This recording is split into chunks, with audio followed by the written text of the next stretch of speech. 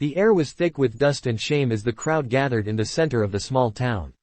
Chains rattled with every nervous step the young bride took, her wrists bound cruelly in iron as if she were no more than livestock. Men leaned on wooden posts, hats tilted low, smirks curling at the corners of their mouths. Women whispered behind gloved hands, their voices sharp enough to slice through what little dignity she clung to. She kept her head bowed, her hair falling like a curtain to shield her tears. She was no stranger to hunger, to rejection, to cruelty, but being paraded before strangers like an animal for purchase struck a wound so deep she could hardly breathe. The auctioneer's voice boomed, jovial as though this were sport. He listed her qualities like one would a mare. She's young, strong, can work, can clean, and can bear children.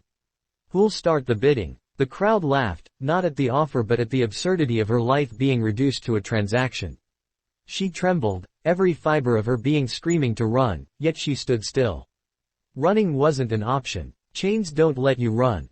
From the corner of the square, a tall figure stood apart, his broad shoulders carrying a loneliness that few could see. His hat shaded his eyes, but not enough to hide the grief he wore like a second skin.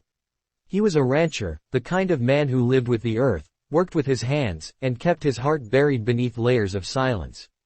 His wife had been gone for years, leaving behind a little boy with curious eyes and an aching need for a mother. The boy asked often, "Papa, when will I have someone who sings me to sleep?" The rancher had no answer. As the bids started, mockingly low at first, the laughter rolled louder.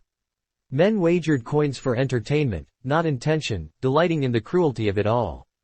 The girl raised her eyes once, just once, scanning the crowd, desperate for a single soul who saw her as human. Her gaze met his, and in that moment, something shifted. The rancher stepped forward, his boot striking against the wooden platform as if to silence the jeers. The auctioneer grinned, thinking he had caught another willing fool. "What'll you give, sir?" he asked, raising his brow. The rancher didn't answer with numbers. He didn't haggle, didn't play the game. His voice came low, steady, almost tender, yet it carried across the crowd with a power that stilled the laughter. "My son needs her," he said. Silence fell as if the wind itself had stopped to listen. The words were not about possession, not about price. They were about need, about family, about something deeper than any of them could comprehend. The crowd shifted uncomfortably, some frowning, others sneering, but none laughing now. The girl's chains rattled as her breath caught in her throat. She had expected pity, maybe cruelty cloaked in ownership, but not this. Not a declaration that she was needed, that she could matter to someone. Her chest tightened with a flicker of hope she had long buried. The auctioneer, thrown off balance, tried to regain the momentum. "Sir, you'll have to put down coin if you mean to." The rancher cut him off, tossing a heavy pouch onto the platform with a clatter that silenced any further protest. "She comes with me, tonight." Whispers rippled through the crowd, but no one dared laugh anymore. The auctioneer, greedy hands fumbling for the coins, waved it off. "Done. She's yours." The chains were unlocked with an unceremonious clank, leaving her wrists raw and red. For the first time that day, she stood free. The rancher didn't reach for her the way the others would have. He didn't grab or pull. Instead, he nodded gently toward the path leading out of town. She hesitated, her knees trembling beneath her, unsure if she had stepped from one prison into another. But something in his stillness, in the way his eyes lingered on her with no hunger, no mockery, only truth, urged her forward. The journey to his ranch was silent, save for the creak of saddle leather and the soft thud of hooves. She rode behind him, her hands clutching the reins loosely, her heart pounding with questions she didn't dare speak. Who was this man? Why her? What did he mean when he said his son needed her? When they arrived, the house rose against the horizon, not large, not grand, but strong. The land stretched wide, dotted with cattle and fences, kissed by the fading sun. From the porch, a small boy with tousled hair ran out, his laughter echoing across the yard. "Papa," he called, then stopped when his eyes fell on her. His face lit with a joy that pierced her chest. "Is this her? Is this my mama?" She froze, tears burning her eyes. The rancher lifted the boy into his arms, his voice low but certain. "This is the woman who will care for us, son. She's not a slave, not a servant. She is ours, if she chooses to be." The weight of his words struck her like a blessing. If she chooses to be. No man had ever given her choice, not once in her life. She sank to her knees, her chains now only a memory, and the boy flung his little arms around her neck without hesitation. She felt warmth, love, and belonging in that tiny embrace, more than she had ever known. The rancher watched, his heart cracking open after years of silence. For the first time, he saw laughter not as mockery but as something that could live again within his home. And she, once sold in chains, found herself no longer an object to be claimed, but a heart to be needed, a soul to be loved. The boy's arms clung around her neck, his warmth seeping into her bones, thawing years of cold that had settled deep in her soul. She felt the tremble in her hands as she returned his embrace, hesitant at first, as if afraid she would break him, but he only squeezed tighter and laughed, the sound of it bright and pure. It was a sound that carried something she had forgotten long ago, that life, despite all its cruelty, could still hold tenderness. The rancher stood silently above them, his hat shading his eyes, though the set of his jaw softened as he watched. His son had not laughed like that in months. The weight of his loneliness, the questions of why he had no mother, had hung over them both like a storm cloud. Yet here, in a single moment, the storm seemed to part. He did not smile, but a glimmer of something close to it tugged at the corner of his lips. She pulled back slightly, looking into the boy's wide, eager eyes. His innocence cut through her hesitation, through her shame, and she found herself whispering, "I am not your mama. But I'll stay, if you'll have me." The boy nodded with the kind of certainty only a child could possess, his little voice fierce with hope. "I'll have you. I'll keep you forever." Her chest ached, not from pain, but from something so foreign it startled her, belonging. For years she had been nothing but a burden, a body, a mouth to feed, a pawn to be traded. Now, before her, stood a boy who wanted nothing but her. Not her labor, not her obedience, not her silence. Just her. The rancher extended a hand, rough and calloused, the skin browned from years under the sun. She hesitated, staring at it, waiting for the demand, for the cold grip of possession. But it didn't come. His hand simply waited, steady, offering her the choice to take it or leave it. Slowly, she reached forward, and when her trembling fingers touched his, he closed his hand around hers, not with force but with a strength that promised safety. "Come inside," he said, his voice low but gentle. The house smelled of wood smoke and leather, faintly of coffee that had gone cold. It was simple, with sturdy furniture worn from years of use, but it was clean.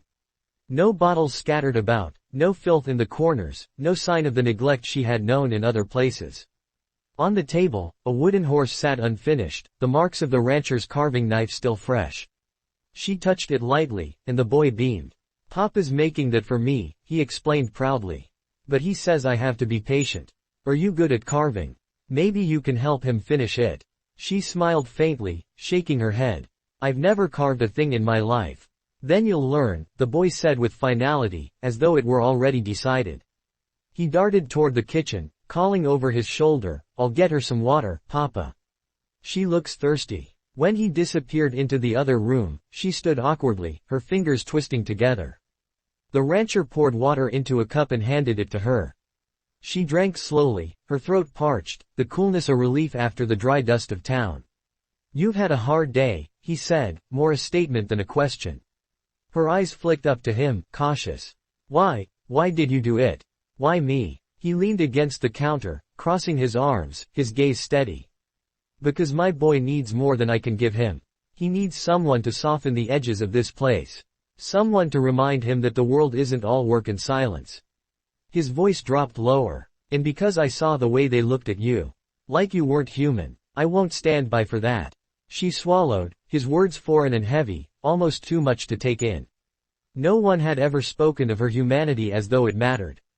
No one had ever considered what she might be beyond her use. "I'm no one," she whispered. He shook his head once. "You're someone. You just haven't been given the chance to see it yet."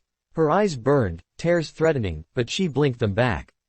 He didn't press further. Instead, he let silence settle between them, a silence that was not cruel or suffocating, but strangely comfortable. That night, he showed her to a small room with a bed neatly made, a quilt folded at the foot. "It's yours," he said. "Rest. We'll talk more in the morning." She touched the quilt, the stitching uneven but clearly made with care. The bed felt foreign beneath her, too soft after years of hard ground and crowded floors. She lay there in the dark, listening to the quiet creak of the house, the distant howl of coyotes.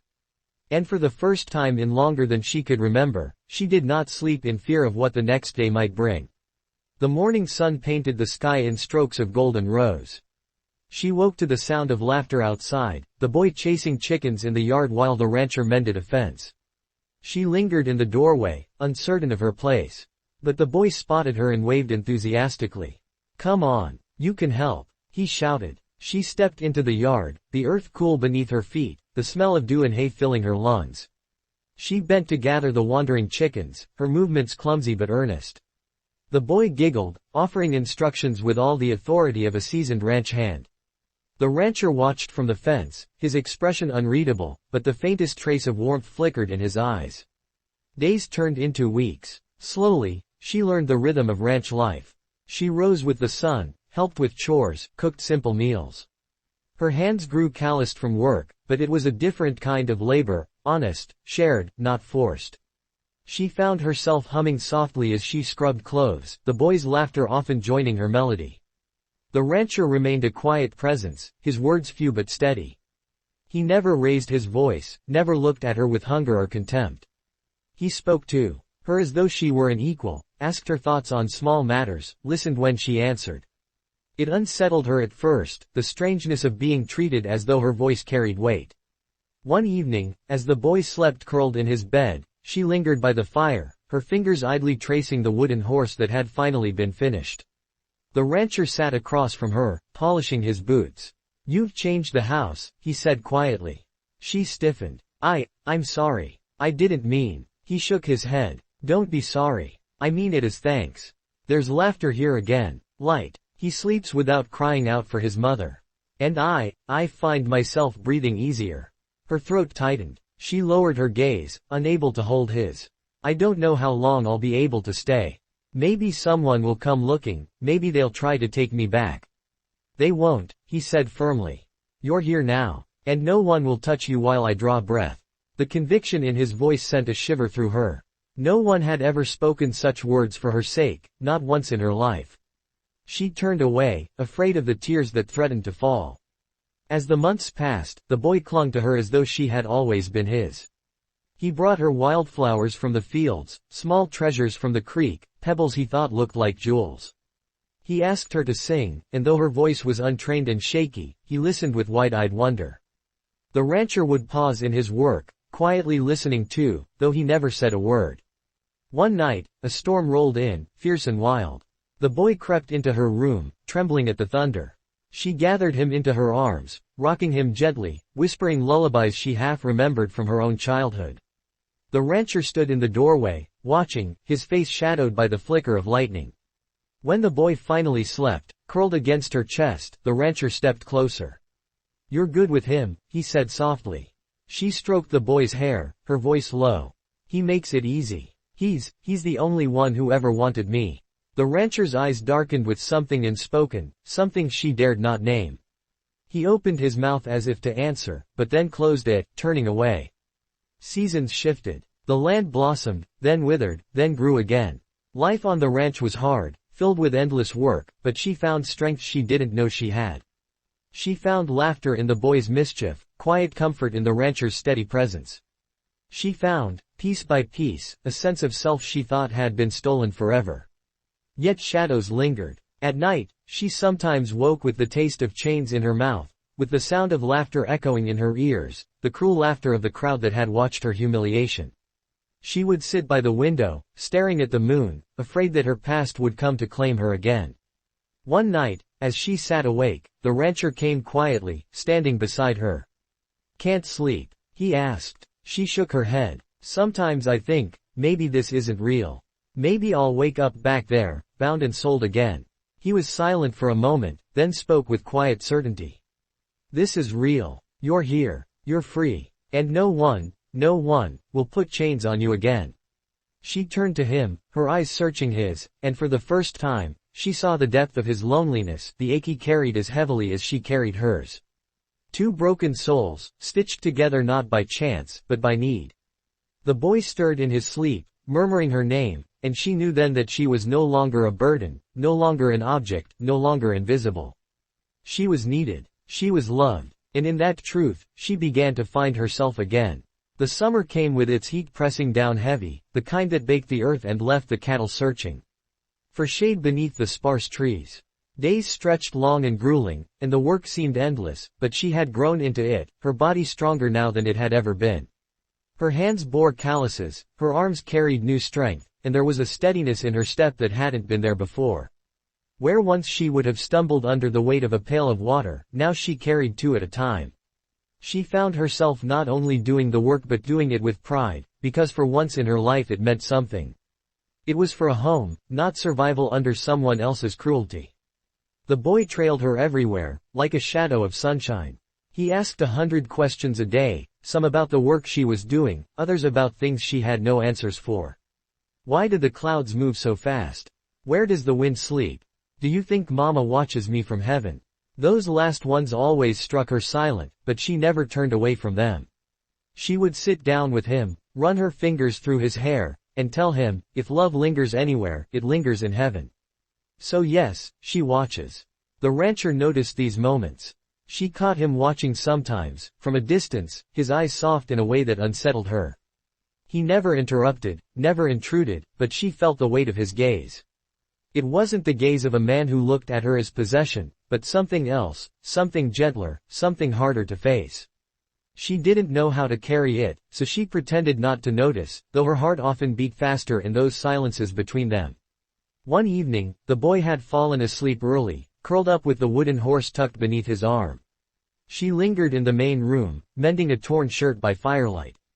The rancher sat across from her, cleaning his rifle, the rhythmic click of metal on cloth the only sound between them. When she pricked her finger on the needle, she hissed softly, bringing it to her lips. "You're tired," he said, setting his rifle aside. She shook her head. "It's just a small stitch. I can finish." He leaned forward, his elbows resting on his knees. "You don't have to do everything at once. The house won't fall apart if a shirt waits another day." Her lips curved faintly, though her eyes stayed on the fabric. "I'm used to things falling apart. I've learned to fix them before they get worse." He didn't answer for a while. Then, in a voice quieter than the fire's crackle, he said, "I don't want you to think this place will ever treat you the way you were treated before. You're not here to serve. You're here because my boy needed someone, and maybe I did too." Her fingers stilled on the fabric. The words lodged in her chest, heavy and frightening in their honesty. She had lived a life where words were empty or cruel, never kind. She had no idea how to hold them, how to trust them. She raised her eyes finally, meeting his, and for the briefest moment she saw the loneliness etched into every line of his face. She wanted to say something, anything, but the words tangled in her throat. He stood then, breaking the moment, and went to check the doors. She finished her sewing with trembling hands, unsure if her silence had spoken enough or too little. The days pressed forward. Work continued, the land demanded attention, cattle needed tending, and the boy's laughter filled the air like music. Yet under it all, there was a current between her and the rancher that neither dared to name. One night, riders came to the ranch. She heard the dogs barking first, then the crunch of hooves on dirt. The rancher stepped out onto the porch, his rifle slung across his back, his body stiff with readiness. She pulled the boy close, her heart racing as lantern light flickered against the figures approaching. "Evening," one of the men called. His voice was slurred, thick with drink. "We heard you bought yourself a woman at the auction a while back. Figured we might see her."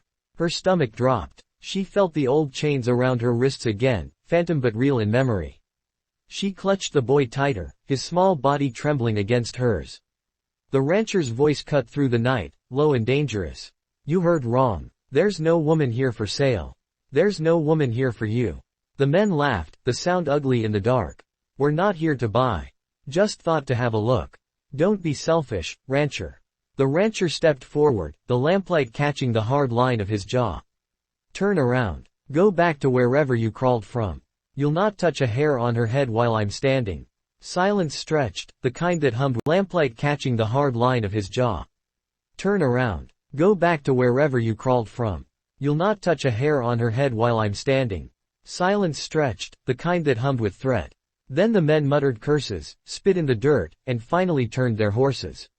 The sound of hooves faded, but the tension lingered long after. When the rancher came back inside, she was standing rigid, her arms still around the boy. Her eyes were wide, her breath shallow. He crossed to her slowly, carefully, as though approaching a wild creature that might bolt. "They won't be back," he said. Her voice broke when she whispered, "They always come back." He shook his head firmly. "Not here. Not while I'm alive." Her eyes filled, tears spilling down her cheeks. The boy stirred, half asleep, mumbling against her shoulder, and she kissed his hair, holding him tighter. The rancher stood close, his hand hovering as if he wanted to touch her but didn't dare. In the end, he placed it gently on her shoulder, the warmth of his palm grounding her. She leaned into it without meaning to, her body betraying the trust her mind was too frightened to name. After that night, something changed. She worked as before, laughed with the boy as before, but in the quiet moments, her eyes found the rancher's more often. And when they met, there was no looking away. Autumn brought cooler winds, the harvest needing gathering, wood needing chopping for the coming winter. She found herself side by side with him more often, learning the rhythm of the axe, the swing of the scythe, the balance of effort shared. She noticed the small things then, the way he always took the heavier load, the way his hands were careful not to brush hers unless necessary, the way he looked at the boy with love that was steady and unshakable. One afternoon, while they stacked firewood, the boy came running with a wildflower crown he had woven from weeds and grass. "It's for her," he announced proudly, placing it crookedly on her head. She laughed, the sound unguarded, and the rancher looked at her as though the world itself had shifted. She caught the look and felt her cheeks burn. She turned away, adjusting the crown, but her heart beat so fast she thought it might give her away. Winter came harsh, snow blanketing the land, winds howling through the cracks of the house. They stayed close, the fire always burning, the boy always tucked between them with stories and laughter. Nights stretched long, and the silence between her and the rancher grew thicker, heavier with the weight of all that went unsaid. One night, the boy had fallen asleep early, curled up on the rug by the fire. She draped a blanket over him and turned to find the rancher watching her. He didn't look away this time. "You've given him more than I ever could," he said. His voice was rough, thick with something unspoken. She shook her head. "You've given him everything. A home, a father, love." His eyes darkened, his voice dropping lower. "And what about you? What have you been given?" Her breath caught. No one had ever asked. No one had ever cared enough to ask. She opened her mouth, but no words came, only tears that slipped down her cheeks. He crossed the room slowly, each step deliberate. When he reached her, he didn't touch her, only stood close enough that she could feel his warmth. "You're not in chains anymore," he said softly. "Not in this house. Not in this life. You choose now. You choose every day." Her tears fell faster, not from sorrow, but from the weight of freedom she still didn't know how to carry. She lifted her eyes to his, and for the first time, she didn't look away. The boy stirred in his sleep, murmuring both their names, and the sound tethered them together, pulling them into something deeper, something unspoken but undeniable. The winter stretched long, but the house no longer felt cold. For the first time in her life, she did not dread the passing days. She found herself wanting more of them, more mornings of laughter, more evenings of quiet, more nights where her heart felt like it belonged somewhere. The chains were gone, but in their place was something stronger, something she had never dreamed possible. The beginnings of love, built not on fear, not on possession, but on need, trust, and the quiet promise of a man who had once stood alone and a woman who had once been broken, both finding in each other the family they had lost. The thaw of spring came with soft rains that painted the earth green again, and as the land healed from the cold, she too felt something inside her unfurling, something that had been buried beneath fear and shame for so long she hardly recognized it when it stirred. Life on the ranch continued, steady as the seasons. Cattle grazed, the boy grew taller, and she found herself woven into the fabric of the place as though she had always belonged there. But deep inside she still carried the scars of where she had come from, the memories of chains clinking against her skin, the way people had laughed as though her dignity were a game. Sometimes in the quiet hours of night, those memories rose, and she would curl against the quilts, whispering to herself that she was free now, that she was not property, not a joke, not something to be bought or mocked. And in those moments, when the weight became too much, it was always the rancher's voice, his steady presence, or the boy's small hand clutching hers, that tethered her back to the present. The boy never tired of calling her his own. To him, she was already mother, already home. He would run across the fields, his laughter echoing against the wide sky, and cry out her name with such joy that it melted the last defenses around her heart.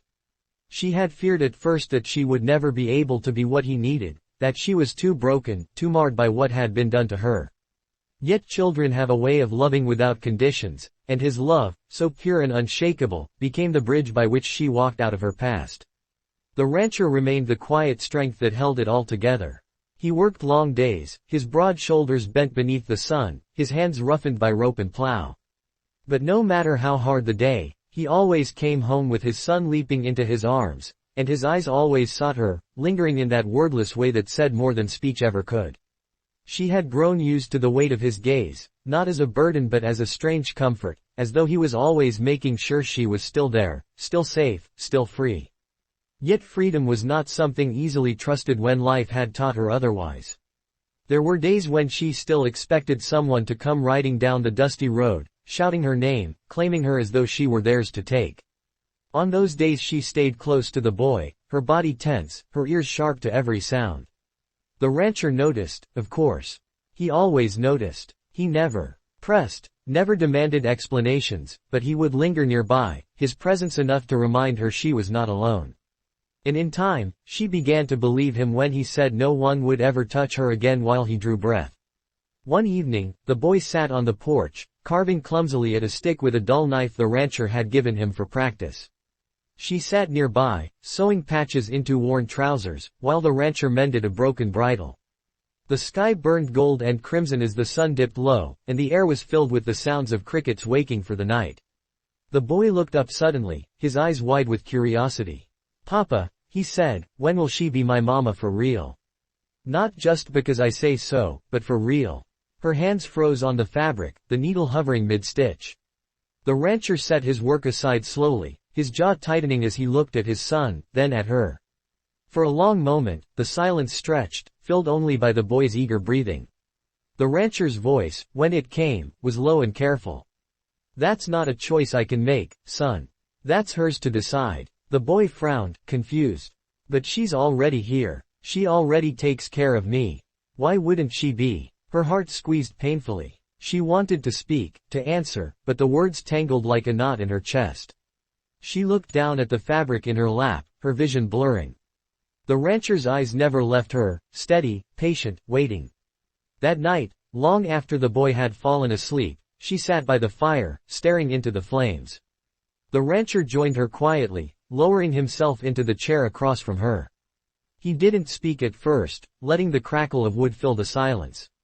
Finally, he said, "He's right in a way. You already are his mama, in all the ways that matter." Tears pricked her eyes. "But I'm not. Not really. I don't even know how to be. I've never been wanted. Not until here." His gaze softened, his voice dropping to something almost tender. "Wanting isn't the measure of worth. You've given him love, safety, a home.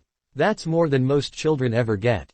And as for being wanted," he hesitated, then let the words come. "You are wanted. Here. By him. By me." Her breath caught, a sob rising in her throat. She pressed her hands to her face, shaking as the truth of it broke through years of lies she had believed about herself. The rancher didn't move closer, didn't crowd her. He simply waited, as steady as the earth beneath her feet, until her tears slowed. When she finally lowered her hands, her eyes met his, and for the first time she allowed herself to see not just the man who had freed her from chains, but the man who had quietly been binding her wounds, giving her space to breathe, to heal, to live. The man who had never once treated her as less. The weeks that followed carried with them a new weight, not heavy, but full of unspoken things that hovered in the air between them. They worked side by side, shared meals, laughed with the boy, but always there was that question, lingering like a shadow and a promise both. Could she truly let herself step into the life they offered? Could she let herself be wife, be mother, be home, after years of being nothing but a body to be bought and discarded? The answer came not in words, but in a moment so simple it seemed almost small. The boy had caught a fever, his body burning, his little frame trembling. She sat at his bedside through the night, wiping his brow with cool cloths, whispering songs to soothe him. The rancher sat on the other side, his large hand covering his son's, his face drawn with worry he tried to hide. When the boy finally drifted into a restless sleep, she looked across the bed and saw the fear in the rancher's eyes, the fear of losing the last piece of the family he had left. Without thinking, she reached across, her hand covering his. His fingers curled around hers tightly, desperately, and in that grip was everything unsaid. His grief, his love for his son, his loneliness, his hope. She squeezed back, her own tears falling silently, and in that moment she knew. She was no longer afraid of the chains of the past, because here, with them, she was not bound by iron but held by love. When the fever broke and the boy's laughter returned, stronger than ever, she sat on the porch one evening with the rancher, the boy running circles in the yard. The rancher looked at her, his eyes steady as always, and said softly, "Stay. Not just for him, for me." Her heart raced, but there was no fear in it this time. Only certainty. She nodded, tears filling her eyes, and whispered, "I already have." The days that followed carried a new kind of peace.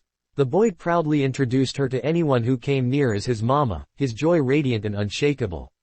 The rancher no longer kept his distance, his hand would brush hers in passing, his voice would linger longer when he spoke her name. And in the quiet of night, when the house was still and the stars stretched endless above, she would lie awake and marvel at how far she had come. From chains and laughter meant to break her, to a home built on love that mended every fracture in her soul. She understood now that freedom was not just the absence of chains. It was the presence of choice, of love freely given and received. It was the boy's laughter, the rancher's steady eyes, the sound of her own heart beating with something like hope. The world beyond their land might still be cruel, might still laugh and mock and chain those it thought weak. But here, in this place, she was no longer weak. She was mother, she was partner, she was home. And nothing, no past, no memory, no shadow, could ever take that away from her again. For in the quiet strength of a lonely rancher and the unshakable love of a little boy, she had found what she had been denied all her life. The truth that she was not too broken, not too worthless, not too lost. She was needed. She was loved. She was free.